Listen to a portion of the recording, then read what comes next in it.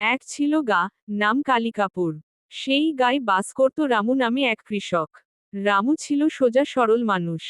তার বয়স 30 পেরিয়েছে, কিন্তু এখনো বিয়ে করেনি। পাড়ার সবাই বিয়ের জন্য চাপ দিচ্ছিল। একদিন রামু বলল, বউ নিলেই তো শান্তি। সবাই হেসে বলল, তা ঠিক, তবে বউ কিন্তু ভগের ব্যাপার। ঠিক সেই সময় গ্রামে এল এক বিয়ের প্রস্তাব।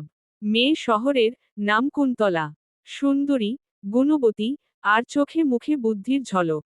রামু রাজি হল, দুই পক্ষের সম্মতিতে বিয়ে ঠিক হল। গ্রামের মণ্ডপে ধুমধাম করে বিয়ে হল। কুন্তলা পা রাখল রামুর ঘরে। শুরু হলো নতুন দাম্পত্য জীবন। রামু তো বউয়ের গুণে মুগ্ধ। কুন্তলা রান্না করে সুস্বাদু খাবার, গায়ে গানের মতো মিষ্টি। তবে একটা জিনিস রামুর কৌতূহল বাড়ায়। কুন্তলার ঘরে একটা বড় কাঠের বাক্স ছিল। সে বাক্সে তালা, কুন্তলা কখনো খুলতে দেয় না।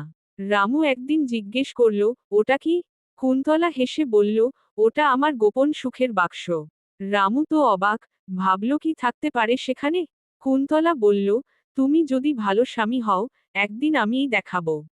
এরপর থেকে রামু আরও ভালো স্বামী হওয়ার চেষ্টা করে। বউকে সাহায্য করে, মাঠের কাজের পর রান্নাঘরেও হাত লাগায়। কুন্তলা খুশি, কিন্তু বাক্সটা এখনো রহস্যই। একদিন রামু একা বাড়িতে, কুন্তলা গেছে পিত্রালয়ে। রামুর মাথায় ভূত চাপল, বাক্স খুলতেই হবে। সে অনেক খোঁজাখুঁজি করে চাবি পেল না।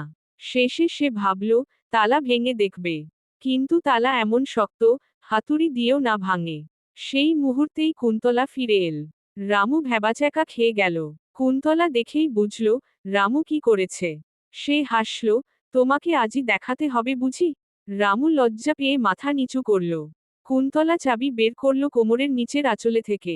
তালা খুলে বাক্সটা খুলে দিল। ভেতরে আছে একটা আয়না, কিছু পুরনো চিঠি, আর একটা ছবি।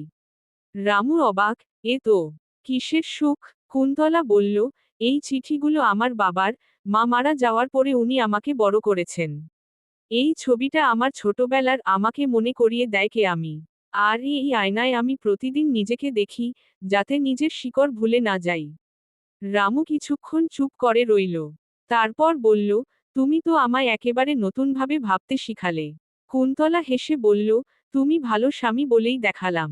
এরপর থেকে রামু আর কৌতূহলী নয়, সে গর্বিত। গ্রামের সবাই জানে, রামু আর কুন্তলার দাম্পত্য একেবারে উদাহরণ। সময় কেটে যায়, তারা হয় মা বাবা। তাদের মেয়েও হয় বুদ্ধিমতী, নাম রাখা হয় রহস্যা।